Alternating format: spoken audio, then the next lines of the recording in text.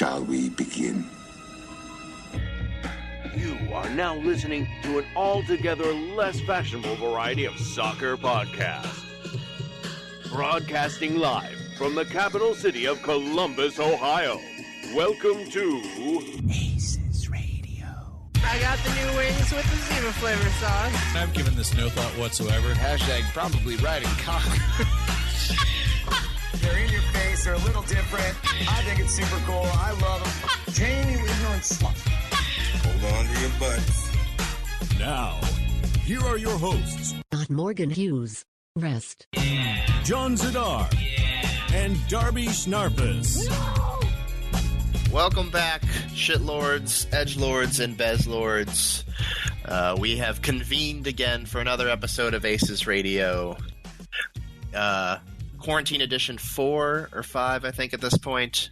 We are still all nestled in at home. Darby, how have you been doing? How has your last week been? Are you still alive? Have you caught the COVID yet? I'm still here. I have beaten the odds. As you know, people in my age group are at the highest risk for both catching and dying from coronavirus. Those of us who are above 500 years old have basically a 100% mortality rate. But I'm still here kicking. So, yeah, I've been sitting inside because Ohio is doing that spring thing where one day it's 60 and the next day it's 40, and you know, you get wind and rain and snow and sun all in the space of about an hour. Yeah, I know. It was real nice out yesterday. I walked a couple miles yesterday, and now it's like raining and cold again. Yeah, this was the day where it's like, oh, I'll bust out the grill and we'll, cook some steak and do some steak tacos, and it gets ready to, time to make dinner, and like, oh, shit. Well, I guess I'll stand in the garage while the meat cooks and call it good. So, well, at least you were still able to get your grilling done. That's nice. Oh yeah, I will grill in any type of weather. I have no shame when it comes to that sort of thing. Yeah, I was just at the hardware store towards the beginning of this week to grab something, and I was looking at grills because for the first time in basically ever, I think, maybe, or at least quite some time, I live at a place that has both a porch and a backyard, and so I can actually do some grilling again. Oh yeah. And I am looking forward to that. At some point, I'm going to have to go and pick one up once the weather finally decides it's ready to stay nice. Yeah, but do you have a place to store the grill, or are you just going to be keeping it outside? I'll probably just keep it outside. I might pick up a cover or something for it while I'm at it.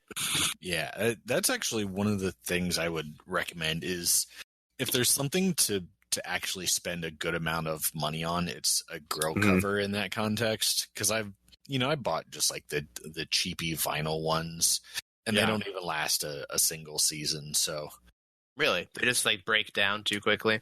Yeah, they tend to be a really thin material, and just they dry out in the weather and they start cracking right away. We got a pretty good one that's lasted 5 or 6 years at this point. So yeah, once you invest in a grill, spend a little extra money and get a good cover for it. Nice. I definitely keep that in mind and check those out when I go to pick up my grill. Brent, you're here. How are you doing? You're the one venturing out into the world. Are you still with us? I am still with you. Still Rona free, thankfully. Yeah. This past week was actually pretty good. Not bad. Nice. Any exciting encounters with the fake news people who seem to have been coming out in droves lately to protest the stay-at-home order? Not that I had, but I wasn't really anywhere important for them to be. Yeah, no, I didn't experience anything like that. Nice. Is everybody still maintaining orderly conduct at the grocery store and behaving themselves? Or are you still getting people coming in asking for tests and shit? I didn't see that this week, so maybe that's finally starting to go away. I did see that a lot of the stores are taking away their limits on product. Oh, really? Yeah. That's interesting, So- considering that I still haven't been able to purchase toilet paper this entire fucking time, so I'm glad they're eliminating those limits. Toilet paper is probably one of the only ones that they're still limiting. But like bottled water and some of the other stuff that's more readily available, they're just letting it go. It's almost like no one ever needed to stockpile those things in the first place. Completely fair. All right. Well, I'm glad you guys are both staying safe and staying healthy and all that. Now that we've got the lad check-in out of the way, we'll move on to our really only topic of conversation at this point, which is crew content from the last week. The big one, obviously, being the steps check-in. Brent, how has that been going? Have you been logging your steps? I have been, and I actually increased my steps from last week. Really made sure to stay active on my days off this time. So, oh, good for you. Nice, excited to hear that. How many did you log personally this week? I don't have a total count for you, but I could tell you that the average was definitely over 10,000 a day. Nice. How do you not know the total if you have to submit the total? You don't submit the total, you submit them day by day. Oh, you do? Yep. Oh, you don't just submit for the entire week on like Sunday or whatever day it is? Nope. By Wednesday, you have to submit all days from last Thursday through Wednesday. Oh, okay. All right, interesting. Well, 10,000 average steps sounds pretty good to me. I don't know how far that is, like on average distance of walking, but sounds like a shitload. I think so. I've done a couple walks that are a little over 3 miles, and I think that generates around 7,000 steps. So if you're doing 10,000 steps, that's probably like 4-ish miles, I would guess. Okay, sounds about right. Sounds good to me. Yeah, I think that's pretty good. 10,000 steps a day is pretty impressive. As I know, I'm probably logging. On days I don't go out for a walk, I'm probably logging like maybe 1,000 between going from my bed to the shower, from my shower to my desk to the couch. That's about all I'm doing. So, I mean, you were putting in some good steps chasing a raccoon for a while. That's true. Yeah, there was lots of up and down the stairs during that period, so I got my steps in. Well, let me read off the standings here. You are Team Dante, if I remember correctly, Brent. Is that true? Yep, that is right. All right. So even though increasing your steps this week, your team did see a bit of a drop. We'll start here at the bottom of the standings as Drabby demanded last week, with Team Kelly in 11th place. With I'm not even going to read all of the individual steps. I'm just going to read down to the 1,000th. So it's 4,601,000. Then we've got Team Brooke in 10th with 4,767,000. In 9th is Team Clive, 5,627,000. In 8th, Team Jason, 6,090,000. In 7th, Team Sebastian, 6,644,000. And then in 6th, it's Team Miguel, but I'm actually referring to this as Team Antichrist because they are at 6,666,000. We've got 5th place Team JT with 6,676,000. 4th place Team Federico, 6,738,000. Team Dante is 7,217,000. Team Frankie falls to 2nd, which is 7,608,000. And the new leader for this week is Team Aiden in 1st place with 7,844,000. So quite the shuffle there at the top. I don't remember what Team Aiden was at last week, but the top 2 last week were Frankie and Dante. So that means Aiden jumped at least two spots in the last week. That seems like a pretty significant bump in steps. Yeah, I'd also be curious to see how many people just either forgot or chose not to continue to enter their steps. Some of those teams at the bottom seem like they didn't really add very many to their total. Yeah, you wonder if the downside to something like this could be a team that's lagging kind of far behind might not see, we can't win, which of course isn't the point of doing this in the first place. Right. Like the greater point is to be healthy and do a good thing. But Yeah, if that's not people accurate. perceive their team as not having a shot, then they might fall off. Yeah, so I scrolled back to last week, and Team Aiden was in third, so they jumped 2 teams to get into first, which is a pretty impressive amount of steps, to be quite honest. And they're they've got a good little cushion there. I mean, they've got a difference of just under 200,000 steps. So I mean, that's what, an entire Brent's worth. But yeah, I think you make a good point that people may have just given up if they feel like their team is losing, which is too bad. But it's kind of I suppose a drop off is natural with something like this. It's purely voluntary and just for fun, and so I don't even know if it would necessarily be that they felt like their team didn't have a chance, because I know the team captain for Team Dante sent an email out yesterday saying that only 7% of our team had entered steps by 3:00 on Wednesday, for any of the days of the week. Oh wow! So I don't know.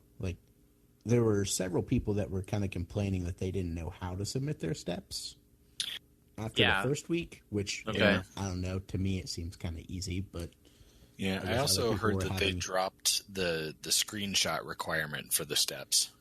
They did. It is now honor system only. Aha. Okay. Interesting. I wonder what the fuel behind that decision was, if it was an attempt to eliminate a step and make it easier for people to submit and participate, or what. It should be pretty easy, though. If you're tracking your steps, that means you've got a phone, and if you've got a phone, then you should just be able to screenshot the app. I would think it shouldn't be too complicated.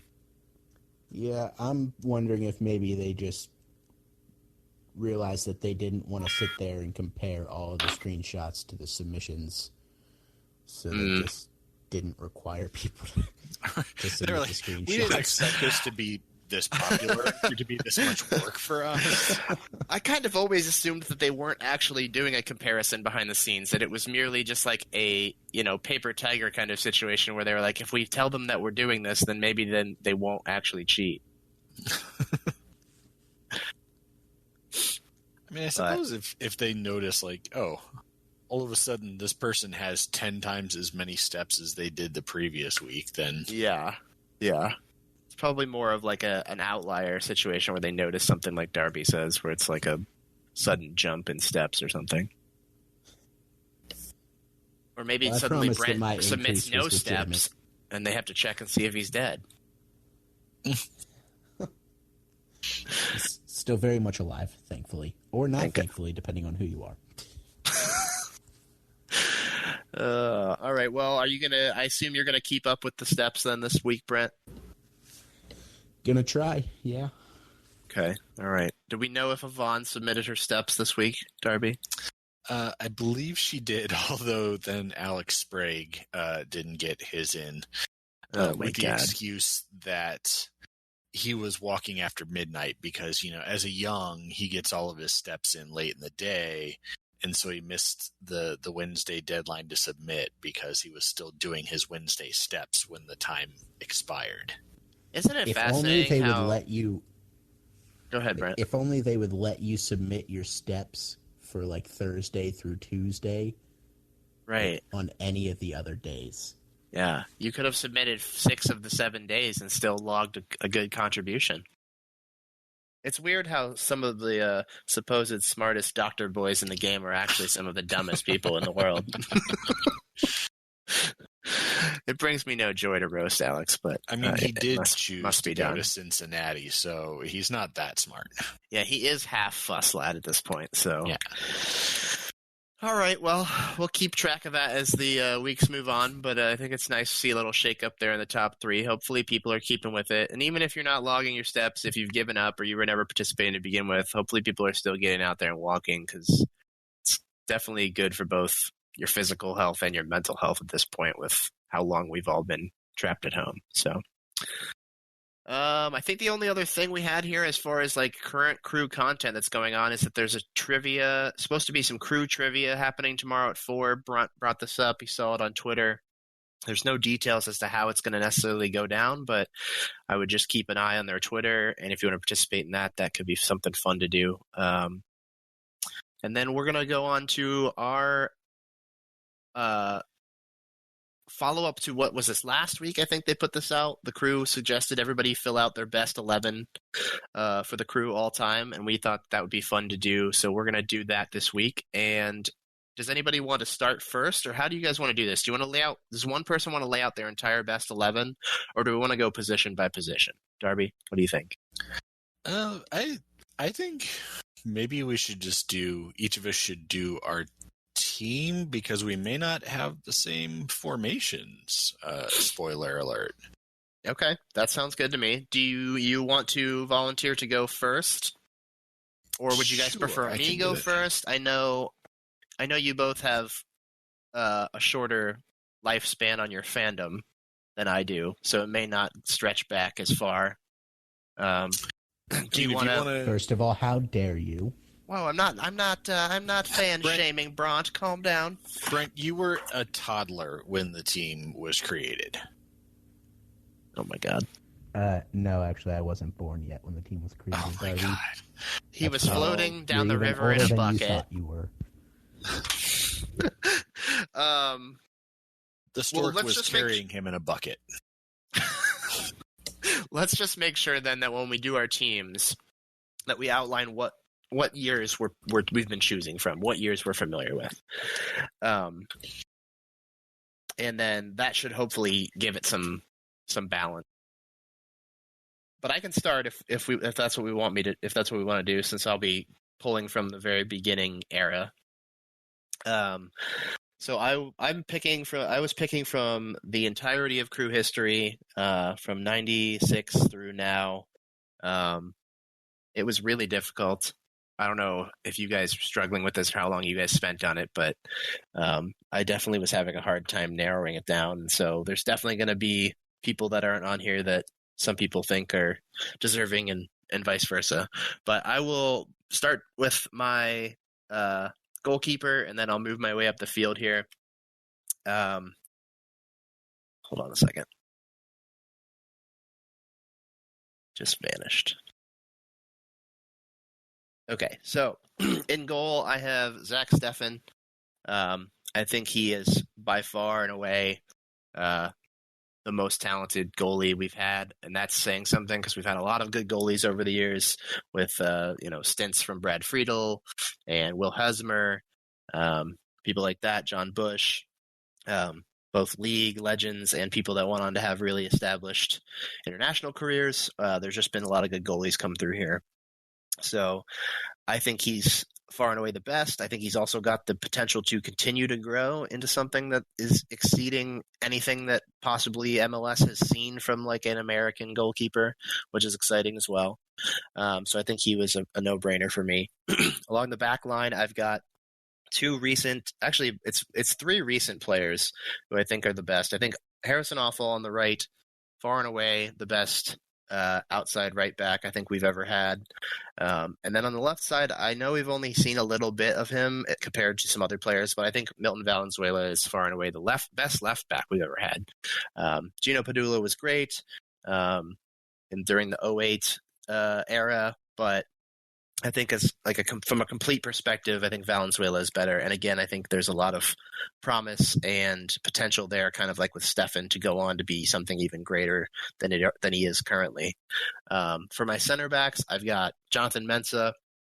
I think has been one of the best defenders in the league the last few years, and probably deserving of more credit than he necessarily gets. And then, of course, I've got Chad Marshall, one of the all-time best in the league, let alone on the crew, and obviously really a key piece of that 2008 Cup run, and then the team that captured the Supporter Shields. In the midfield, I've got Brian Mazonoff kind of anchoring the middle. I'm going with kind of I guess it would be a 4-2 for the midfield and up top, because I don't know. I think that there's just so much strength in the midfield for the Crew that it was hard to really narrow it down, and so I don't think my midfield is necessarily as balanced as you would possibly want. But I've got Mazanov playing as like a holding single defensive midfielder. Then in the middle, I've got Guillermo Barros Schelotto, obviously. I've got Federico Higuain, and then I've got Robert Warzija.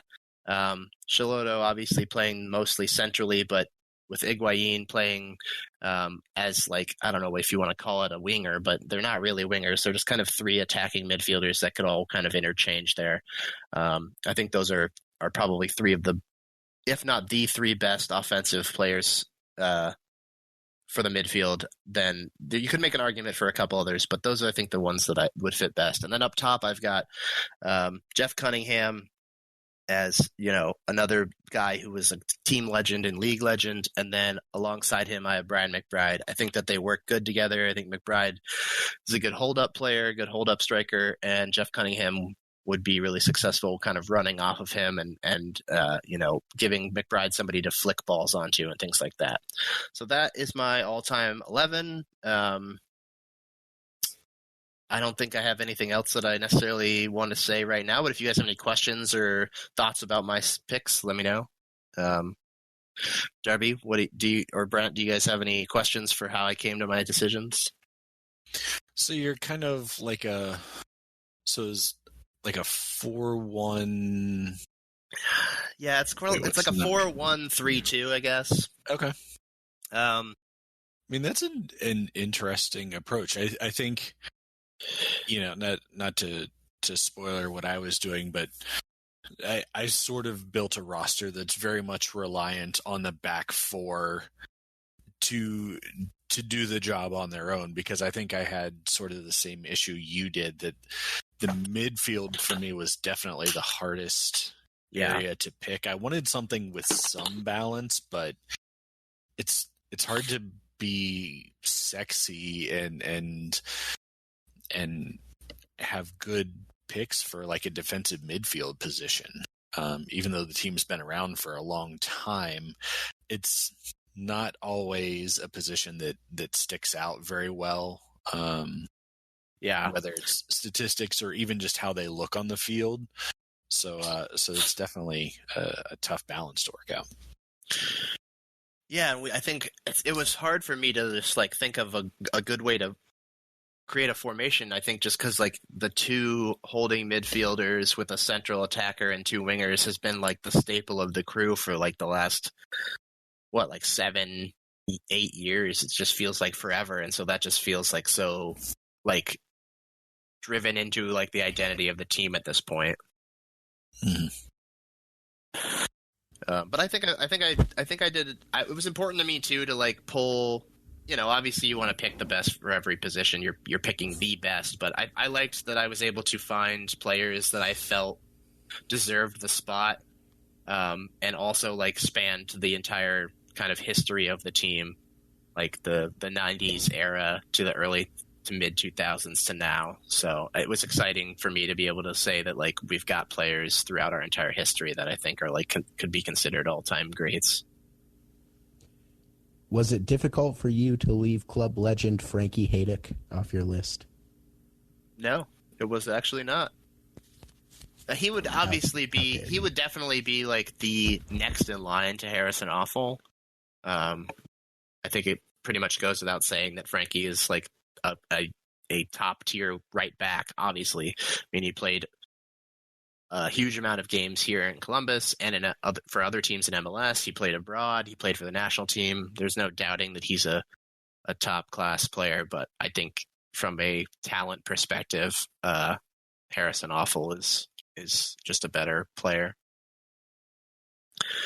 Brent, do you want to go next? I know you said that in our Slack chat that you picked mostly the 2008 team. So as a young fuckboy, why don't you go ahead and outline the roster that won MLS Cup in case anyone has forgotten who that is? After looking at it, it's actually not as heavy 2008 as it was originally. Oh. But I'll clarify that I started watching the Crew in 2008, so that was my first experience with the team. So anything before that, I don't really have the ability to judge. And I will also say that I think I flipped some of these guys to different sides of the field than they may have originally played, just because I felt that they were like one of the best defenders, and I wanted them on the list, but we had two people on a certain side of the field that I thought were like the Whatever are best you talking about, something. Brent? You couldn't possibly be talking about the right back position, could you? I mean, it remains to be seen. All right. All right. Well, why don't with all of your caveats out of the way, why don't you go ahead and start with your all of goalie? those caveats. So let me live. Don't hate on this too hard. For goalkeeper, I fully agree with John. I went with Zach Steffen. And then I had Harrison Offal, Michael Parkhurst, Chad Marshall, and Frankie Haydick as my back line. In the midfield, this is classic 4-2-3-1, by the way. So that back line, and then the midfield, I went with Tony Chani and Ethan Finley. I hate you so much. Are you trolling? I am actually not. Okay. And then as my the next So wait, line you was, picked Ethan Finley and Tony Chani as like your defensive midfielders? Is that part of what you were saying when you moved players to positions they don't play? Yes, it is. Okay, all right. So you're not playing a 4-2-3-1, really? I mean, probably not really. That's not how it would shape up. I feel like I can agree with swapping like a winger to the other side or an outside back to the other side, but putting Ethan Finley at defensive midfielder, I feel like is cheating. Yeah. So I what? mean, he's what a do midfielder, you think? so Looking at your midfield, what formation would make the most organic sense rather than like? I mean, do you sort of have a 4-1 kind of setup? A 4-1-4-1 is a formation if that's something that like that would probably be the most natural fit for this then. Okay, let's hear the rest of his midfield before we tear him apart more. Okay. But I don't want to wait. I want to destroy his lineup now. All right, so I'll change this to a 4-1-4-1, and I'll go back to the beginning. All right, the back line, Harrison Offal, Michael Parkhurst, Chad Marshall, Frankie Haydick. Defensive midfielder, Tony Chani. Now I can't speak. I'm turning into Morgan. This is not good. Defensive midfielder, Tony Chani, midfield boss. And then I have Ethan Finley, Federico Higuain, Guillermo Barros-Schelotto, and Robbie Rogers, with Brian McBride up top. Wow, I really honestly thought you were going to say Kai Kamara as your striker. I was close. I was close, and I wanted it. But you had to be real and not a troll, and so you picked Brian McBride. Okay, Brent. So honestly, here's I don't think he's that far behind in my mind.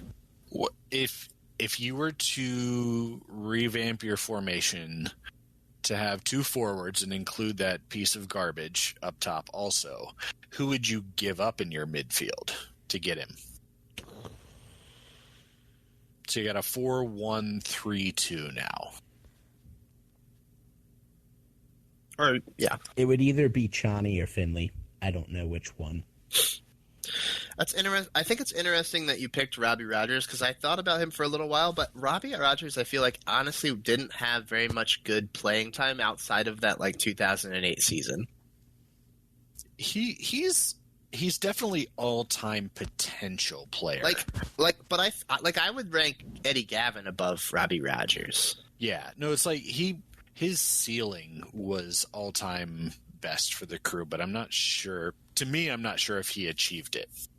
I can't argue with somebody who wants to put him in basically at or near the top of wingers in Crew history, just because even despite 25 years, there aren't that many wingers where you can make a convincing argument that they're head and shoulders above everyone else. Yeah. Sure. Well, that's the other thing that I encountered when I was trying to pick this was like, I feel like rosters in MLS shuffle so often that like so many players don't stay around for like super lengthy periods of time either to like build a legacy. Sure. I'll be honest, that wasn't the pick that I thought you guys would have the biggest problem with. I mean, Tony Chani's a pile of human garbage and has no business on anybody's top 10 list. Bridget Weiss.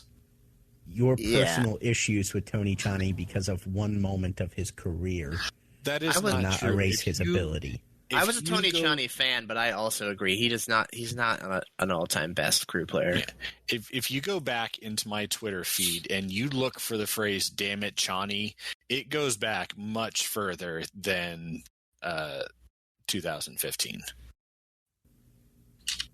Fair enough. Can I just, as like a continuation of the Robbie Rogers isn't that good conversation, can I just point out that like Justin Merrim has far better stats than Robbie Rogers, both for the Crew and like on a career level as a whole. Yeah, I was saying, "Damn it, Chani" in 2012 for the record.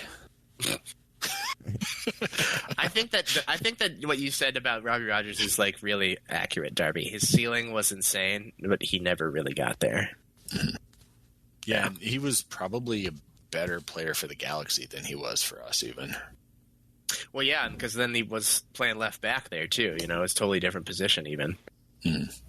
But this is not to tear down your picks, Brent. I think no, not at all. I think it's a good lineup. Yeah. I mean, I wouldn't say no. I wouldn't like. I think you could certainly still win like trophies with that lineup for sure. Yeah, absolutely. And as I said, picking midfield was the toughest thing for me because I think you can make arguments for a lot of guys that I can't disagree with. I had a harder time picking the center backs.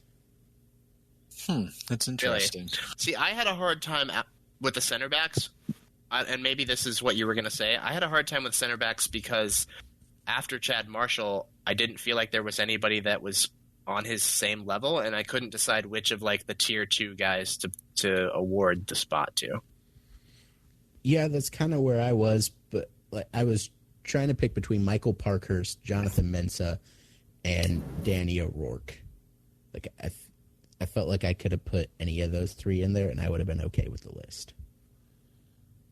Yeah, see, that hurts to hear you say that Danny O'Rourke's on there, but I have to remember that you didn't watch for half of the existence of the team, so that's okay. All right, cool. Well, I think that those are both good rosters. Darby, do you want to go ahead and lay out yours so we can tear it apart? Absolutely. I'm looking forward to it.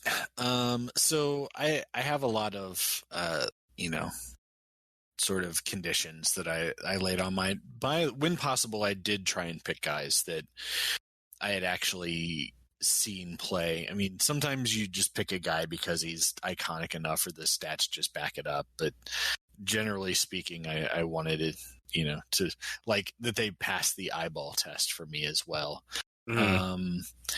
My formation in this context would be a 4-1-3-2. Yeah, just because again that whole midfield thing is such a challenge to deal with.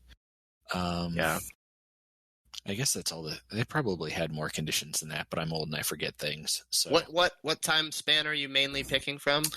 I mean, most of these would probably be from. I started going to games, I would say probably 2004. So most of them are going to be from that era. If they predate that era, it's just because like they're good enough that they have to be on the list. We lost what you said there, Darby. Oh, just if they predate 2004, they're going to be like pretty iconic. They're going to have the numbers to back it up. So even though I haven't seen them play in person, I know that they're bringing the top tier game. So sure. Okay, so keeper was actually really tough. I decided to go with Hesmer myself. Okay. Like I definitely get everything about Zach. Oh, I guess my other condition was I was really trying to focus on what their play was like while they were with the team. For a half a second, I actually wanted to think about Brad Evans when I was trying to think of a defensive midfielder, but he didn't play much for the Crew. He dealt with injuries and stuff, and really he more made his name in Seattle at that point than with us.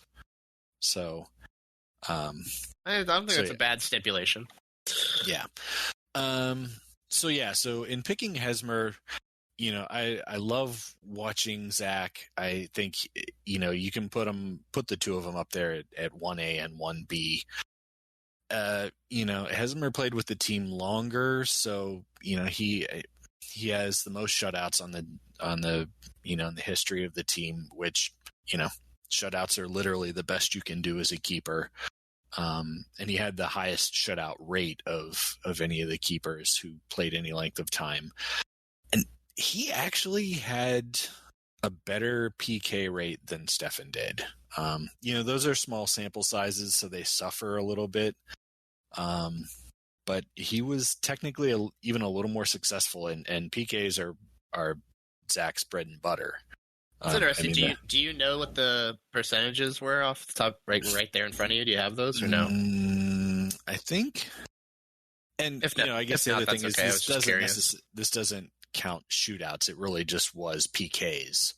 But I think Zach had saved 4 of 13, and I think Will had saved 5 of 16. I want to say something like that. Okay, so it was but that's just like you said. That's just PKs in the game. It's not like It doesn't count all of, which is where most of Zach's PK saves came from. Were those shootouts, Atlanta and DC? So yeah, interesting. Yeah, absolutely. But like I said, it's they're neck and neck for me. Also, Will Hesmer not only had that fantastic goal against Toronto, but then the world's goofiest celebration sprint across the field. So bonus points for that. That is like top. Talk about top like iconic moments. That for sure. Yeah, him just running and like flailing his arms around, just smiling like a goofball. Where to go? Like didn't even know who to celebrate with. It was fantastic.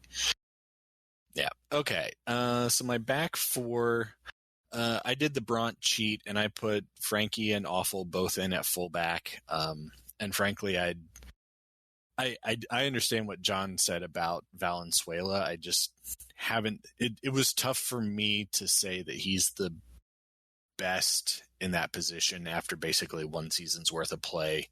I would pick Padula if I had to pick a left back at that point.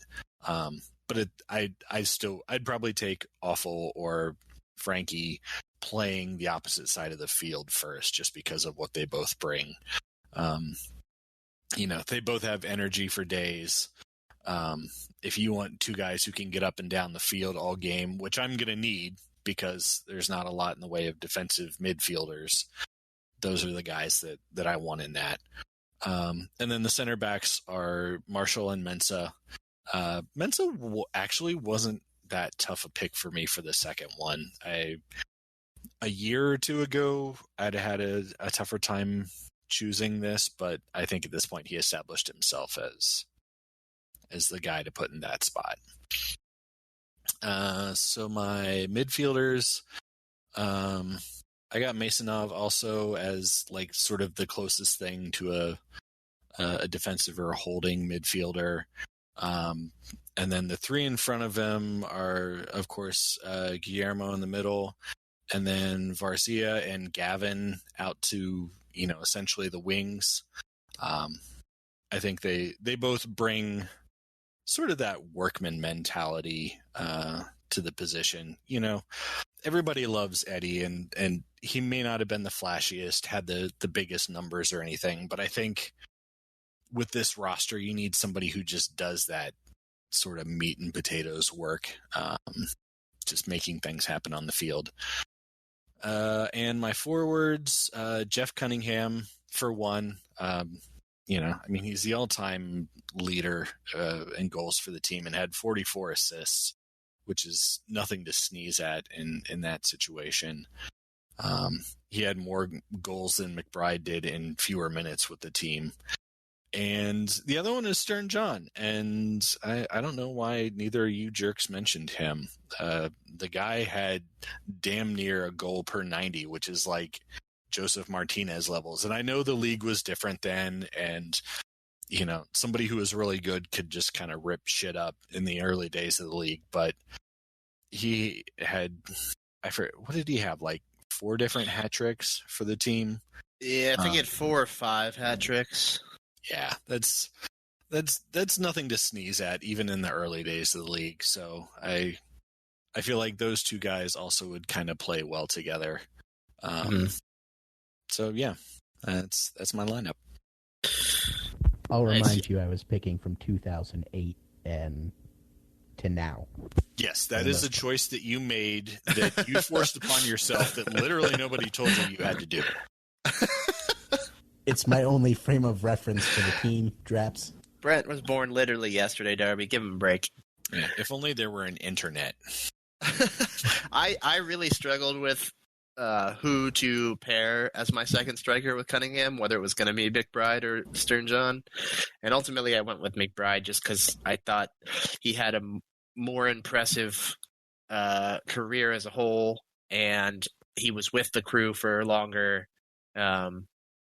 And I just think he was a better complementary player to Cunningham than Stern John would be. So definitely nothing to take away from John. Like he deserves to be on the top 11. Just like, again, there's only 11 players. So yeah, it is a little surprising that before I really stopped and thought about it, I wouldn't necessarily have said, oh, the Crew is a team that you're going to have a hard time picking forwards, right? Like, you could have gone 4-3-3 in this world, or a 3-4-3, and I think you'd have a hard time picking a top 3 set of forwards at that point.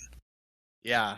Well, I think it's easy to forget because lately we haven't had this problem, but, you know, if you look at the years between the 90s and, the past 5 or 6 years, that stretch of time, there was no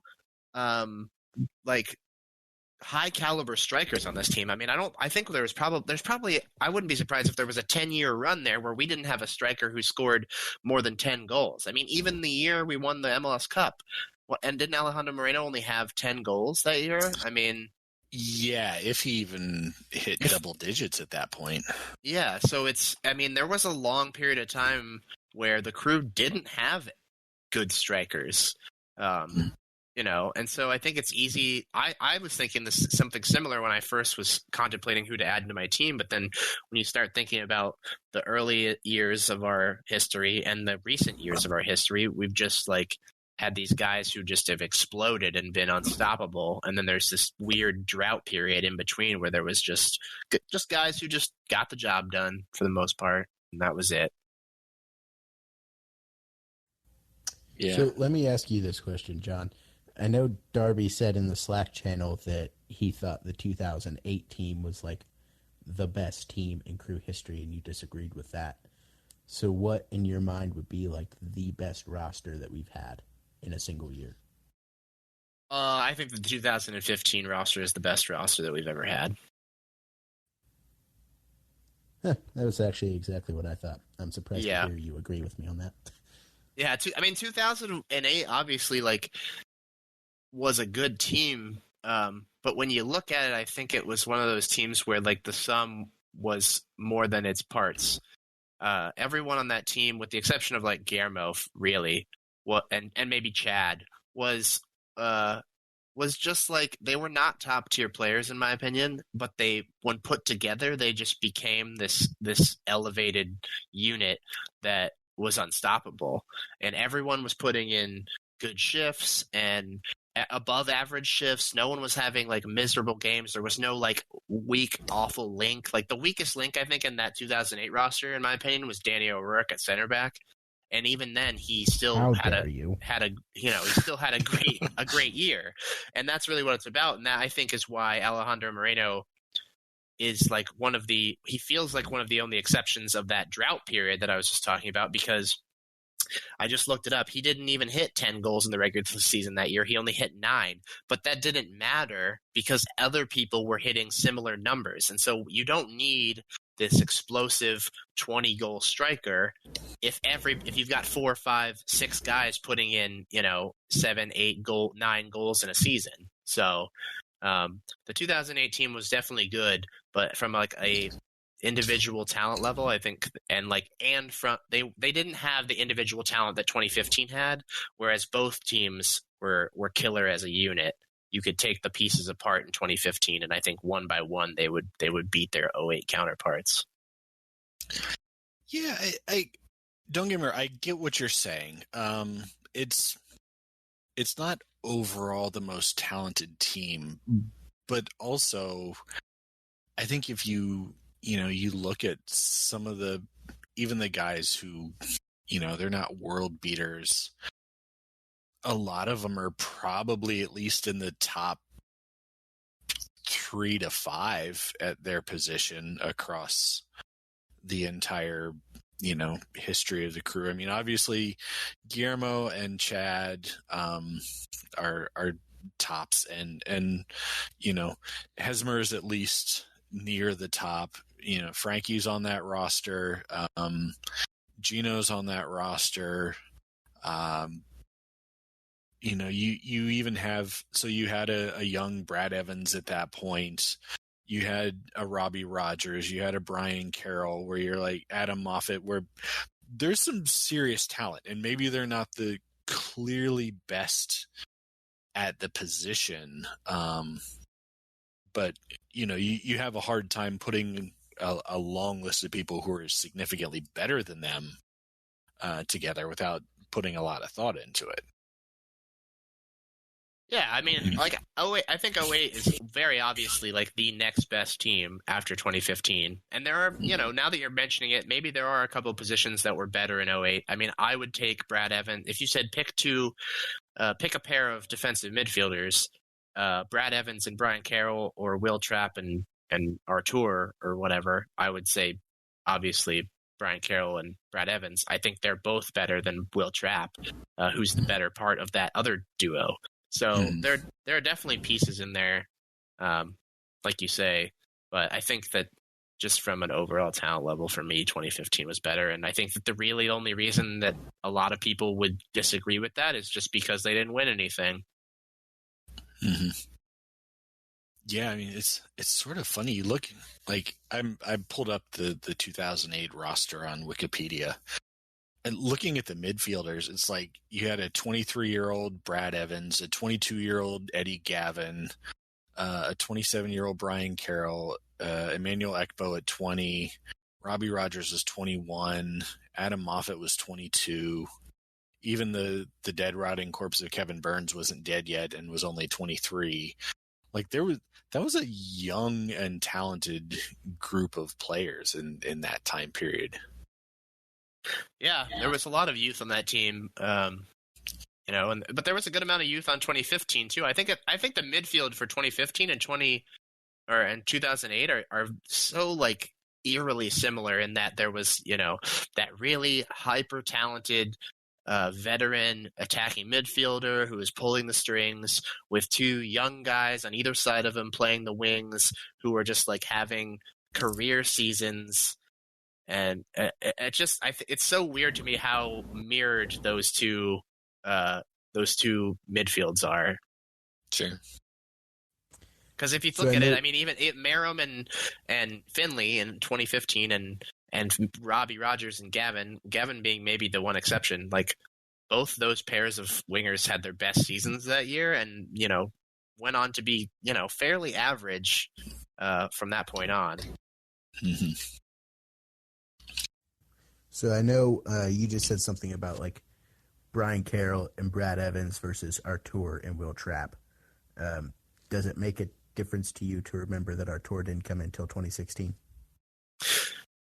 Yeah, I was just thinking of like the current duo. So I guess what the correct trade change would have been Will Trapp and Johnny, right? So I still think that the the 08 duo is the better duo. Yeah, that was my bad. Good pointing that out, though, Brent. Okay. Yeah, Brian Carroll and a ham sandwich would have beaten Will Trapp and Tony Chani.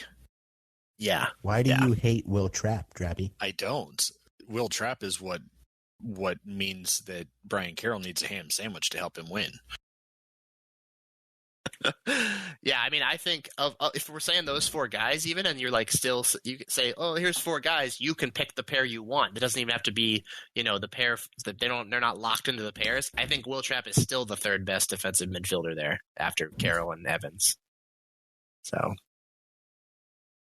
all right, well, I think that was interesting. It was a good conversation. I think all 3 lineups are strong lineups. I'd love to see them play against each other or something. But anybody have any last thoughts?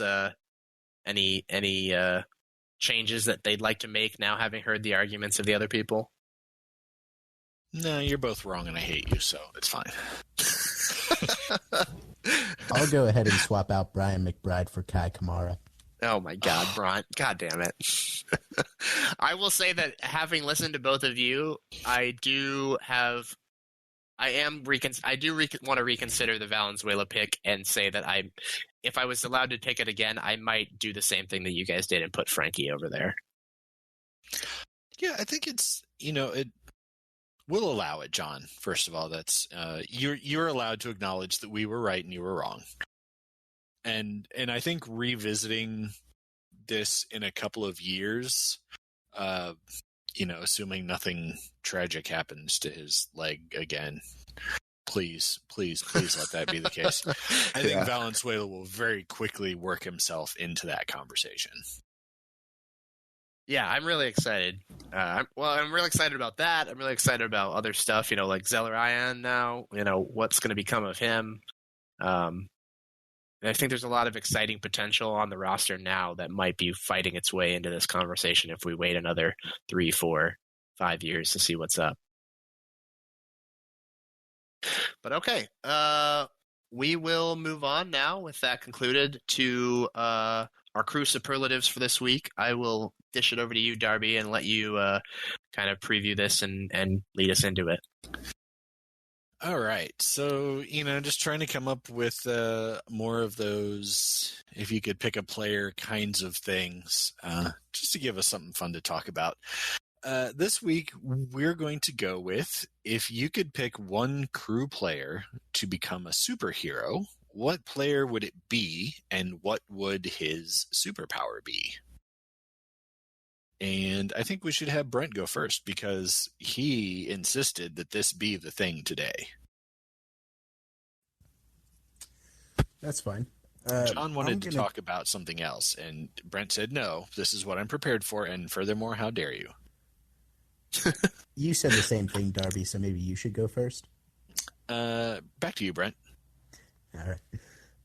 I'm gonna go with. No, real quick. Are we opening? Are we picking from just current crew players or all-time roster? I'm sorry, Ooh, I didn't. That's exactly what I wasn't. Gonna ask. I wasn't sure when we were what we were doing. Are you going to change your answer on the fly right now, or do you have 2 options prepared? No, I don't have 2 options prepared. Oh, did you prepare based on the current roster? Yeah. Okay. What did you do, Brent?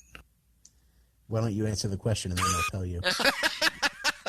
My intent, just to make things easier, was current roster, but if you want to go all time, I just came up with one for all time. If we want to do each. Oh shit! All right. Well, or is that too much? Is that too much pressure for you guys? Well, no, I'm good with that. Okay. Okay, Bront, go ahead. All right, I'm gonna give you my first one, and then you guys go, and then come back to me. That's fine. Let's do current roster, and then we'll go back around for all time. All right, current roster. I'm going with Jonathan Mensah, and for his superpower, I went to a DC comic book hero named the Matter Eater Lad, and went with. Is that a real hero? It is. Oh my god. He had indestructible digestion. Wait, what? Yeah, he could You have to elaborate on this. So Lord. he could literally eat anything, and it wouldn't bring him any harm. So if there was a bomb in the city, he could like eat that bomb and then the explosion wouldn't hurt anybody because it was in his indestructible digestive tract. Okay. Is that like are you shouting out his ability to shut down and consume all attackers? Yep.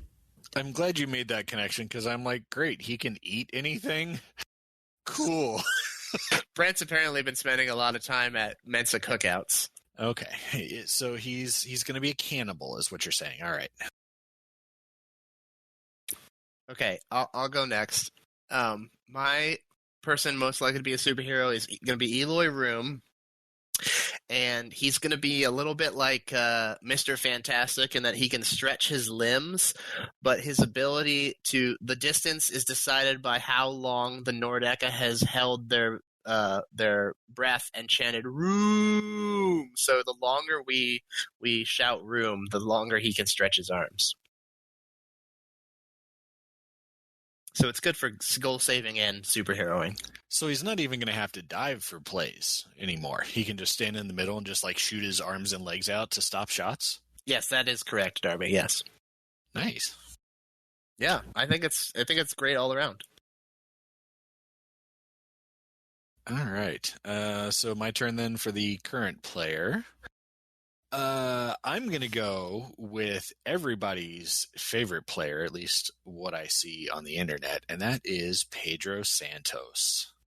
And you all know that I love me some Pedro. I think, though, his superpowers are going to be very closely modeled on everybody's favorite Canadian superhero, Wolverine. And I say this for a couple of reasons. For one thing, he clearly has superhuman healing powers because he constantly gets murdered on the field and rolls around like he's dead, and instant later, he's up and fine. So he's got that amazing healing factor working for him, and that's great. The other thing is he grows weird facial hair, also like Wolverine, although instead of having like the big mutton chops, he just has that creepy porn star mustache. And I also think that, like Wolverine, he has extended longevity because Pedro has looked like he's 38 years old since he joined the team, and somehow he's still only 32 right now. So his healing factor has clearly extended his lifespan because he was definitely born in the 1940s, I'll say. Oh my god, I love it. I love it. I was trying to think of a funny one for him, but I couldn't come up with anything that as clever as that, so I'm glad we didn't double up on him. I am also glad that you and I did not double up on Pedro. I don't want to ever double up on Pedro. Julie Stanky, you know what you have to do now. All right, Bront, we're back around to you. What's your who's your all-time superhero and what's their power? Over to you, John.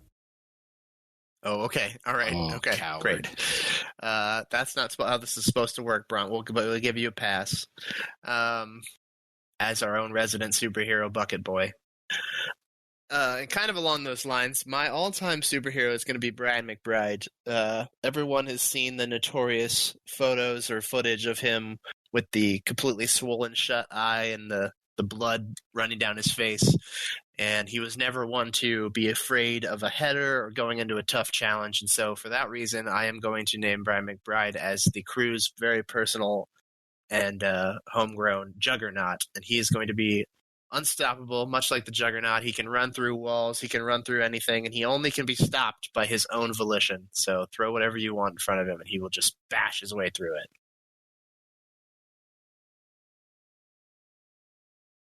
Bront, are you ready now? Or does Darby need to go? He's still muted, so I'm assuming he's not ready. So... Yeah, I was actually going to use Juggernaut for Danny O'Rourke, for very much the same kind of just like, big lumbering, but once he gets going, just like get the fuck out of the way kind of approach. But we'll try not to double that up. That's honestly probably a better use of Juggernaut than McBride. Yeah. Oh shoot. So all time, I'll go with Hyro Arietta, and I will wish that he had Nightcrawler's teleportation power to get his ass back behind the offside line every single time somebody passed a ball to him. He could have benefited from that little bamf moment where just the AR is getting ready to raise the flag, and then he goes back 2 feet so that he's not offside. Yeah, that would be super handy. Was he allowed to use it as he advances up the field with the ball then, too, though, is the question? Wait, did he ever advance the ball? Well, that's what I'm asking. Now that he's going back and getting it, is he allowed to then bamf back with it? Yeah, if he were to ever track back and try and pick up a ball, then yeah, he could use it moving forward. But I don't anticipate him ever doing that. He just stands right on the shoulder of the center backs, and yeah. Nice. All right, Brent, you're out of time. It's your turn again. What do you got? For the all-time player, I'm going to go with Steven Lenhart, and his superpower will be chi manipulation. Are you going to elaborate on that? Did you just mute after saying that? Are you fucking kidding me? His superpower is chi manipulation. Mute. Okay. Yeah, I did mute after saying that. I didn't think it really required an explanation. Alternate take, it does. Come on. What do you not understand about that? It's not about whether we understand it. There are people who listen to the show, Bront. You have to explain it for them. Seems pretty self-explanatory, John. Oh my God, Bront. You're the worst. John, I would like to point out that your brother Drew definitely believes that it's pronounced chi. Yeah. Yeah, it's definitely a thing. Drew, it's not ki, it's chi. Yeah, he would never mispronounce it at all. He would never, yeah. Is that not how it's pronounced? Well, depending upon who you ask, it might be ki. Depends. Okay, whatever.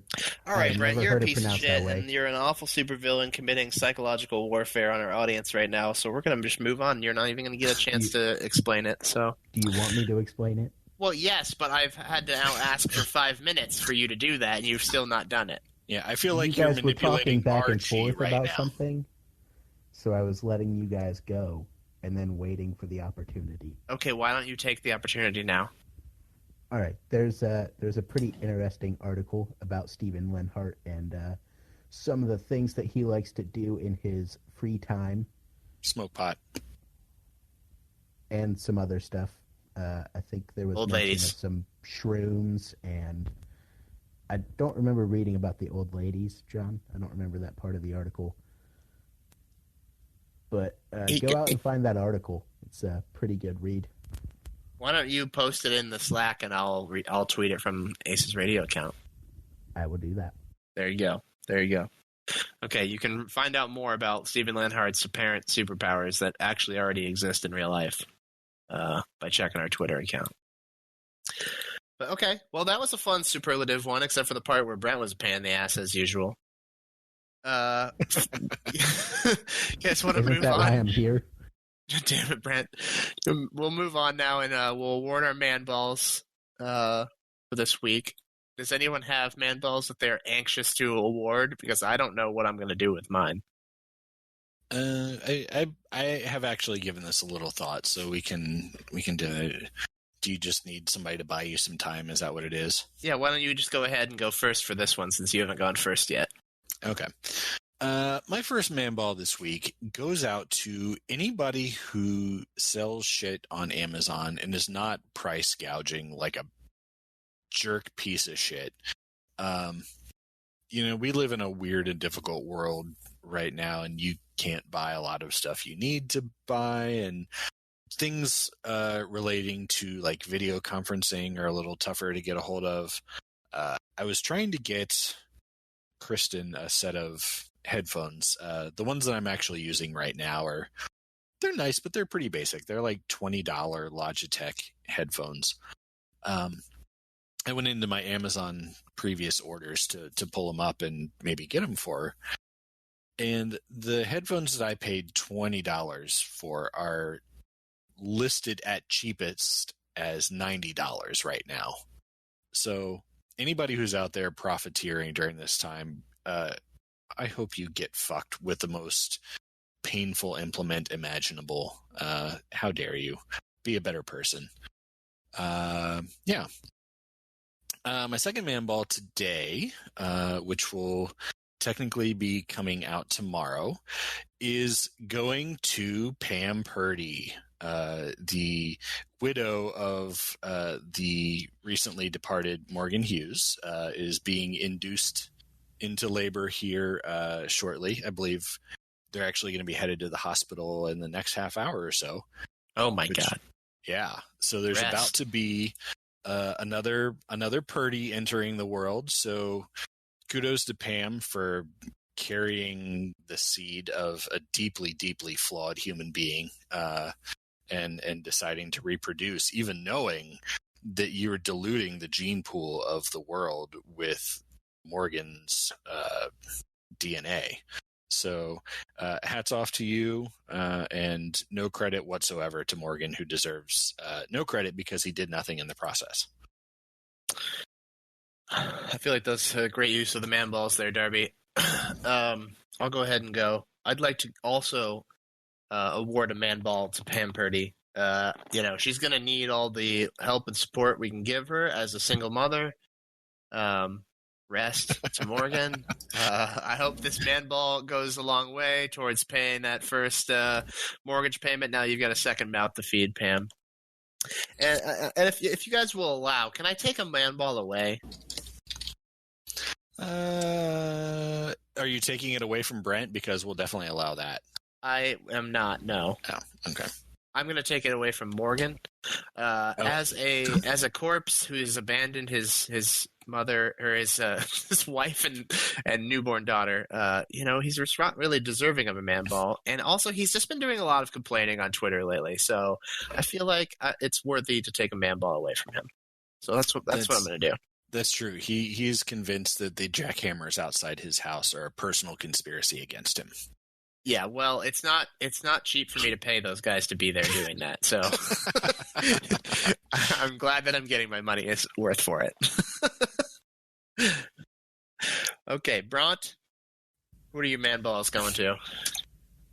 I'm going to give the first man ball to Governor Mike DeWine this week for his strong condemnation of Andy Brenner and his acceptance of responsibility for all the policy, in contrast to what certain other leaders have been doing this entire time. Thank you for being an adult. Okay, very good, very good. The second man ball, we'll go ahead and throw a third one to Pam. Congrats on effortlessly and painlessly having a child.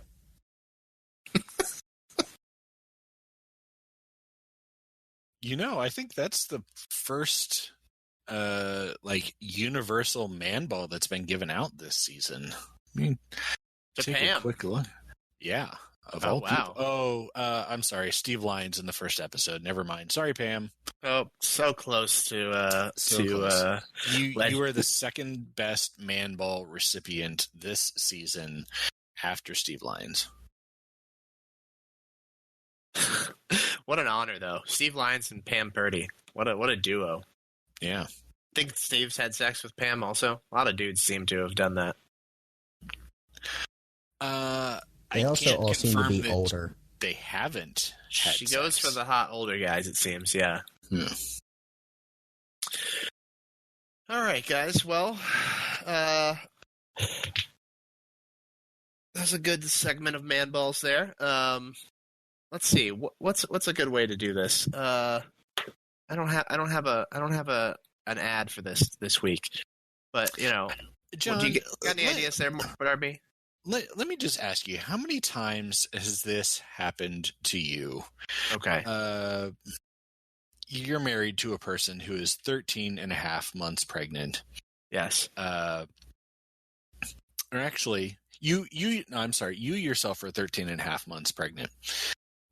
You've been inseminated by a garbage human being, just literally one of the worst people on the planet, who takes great delight in videotaping your discomfort and posting it on Twitter for the whole world to see. And let's say, as you're getting ready to bring your child into the world, you decide that being a single parent isn't that bad, and you just kind of murder your baby daddy and grind him up in the kitchen disposal and just act like he never existed. Yep. If you needed then someone to aid in your criminal defense, who would you call? Well, I'm actually really glad that you asked, Darby, because there is one person that I would absolutely call for that, and it is Brian Jones from the law office of Brian Jones. Him and his team would definitely be able to, defend you should something theoretical like that happen. I mean, there are a lot of awful husbands out there who deserve to be ground up and fed to tigers or put down the drain. Who knows? There's lots of different things you can do with a ground up body. That's all I'm saying.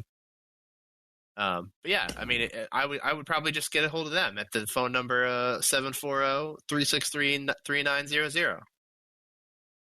How's that sound? Is that a good answer? That sounds great. So if anybody out there is listening and needs to grind up their husband, just keep that in mind. Yep. You do the grinding, and Brian will make sure that you don't do the time. Yeah, they do not, from what I understand, help you hide bodies. No. Yeah, so you're going to have to dispose of it yourself. Yeah, and definitely. Maybe with Brent's help, because he has a bucket. Brent, are you okay putting ground up body parts in your bucket, knowing that you're going to have to put it back on your head later? Or? I'm okay with that as long as Brian has already agreed to help out with the legal troubles that may arise. Okay, so if you know that you've got Brian on your side, you are willing to be an accomplice to murder. Great. I mean, I would never say that publicly. Right, you definitely wouldn't want that on the record in a podcast out in the world. Nobody on the internet. To this anyway, it's fine. Nah, it's fine. All right, guys. Well, does anybody have any hot takes or anything that they want to dish out before we wrap this bitch up? The same things are always true. If you want to get on the Slack, or you have something you'd like to hear us talk about, or that you would want to maybe come on and talk about, shoot us an email at acesradiopodcast@gmail.com. Yeah. Download us on your favorite platforms and give us reviews and shit. Since we're barely talking about soccer anymore, you can tell your not soccer friends that they can listen to our stupid podcast too. Yeah. This is not a soccer show anymore, which it always definitely was. Next week, we will talk exclusively about Brent's bucket. And how to get the blood stains off of it. Yeah. Let me tell you. That definitely won't be there because I definitely didn't take part in any illegal activities. Nope. Brent is a law-abiding citizen. You won't catch him out chumming the waters of Olentangy with ground-up husbands. All right, guys. Everybody stay safe, stay sane. Most importantly, stay the fuck home. Don't listen to the wackadoodles out there in the world trying to convince you to go and fart in public again. Keep your farts where they belong, in your living room, all right? Yes, absolutely. The more we can all hang with this stuff, then the sooner we can get back to normal. So keep doing it. I don't go to rallies and wave stupid Confederate flags and wave your misspelled signs about tyranny and the Constitution and stuff. Just stay home and deal with it, and we'll all get through this. Amen. Bront, any last thoughts as the essential worker on the team? Yeah, I just want to make a real quick plea to a certain listener that I know listens to the show every week. Oh, boy. Tony Chani, I know you're hearing this. I'm not sure why you blocked me on Twitter, but I would appreciate it if you would unblock me. Wait, what? Oh, my God. Are you blocked?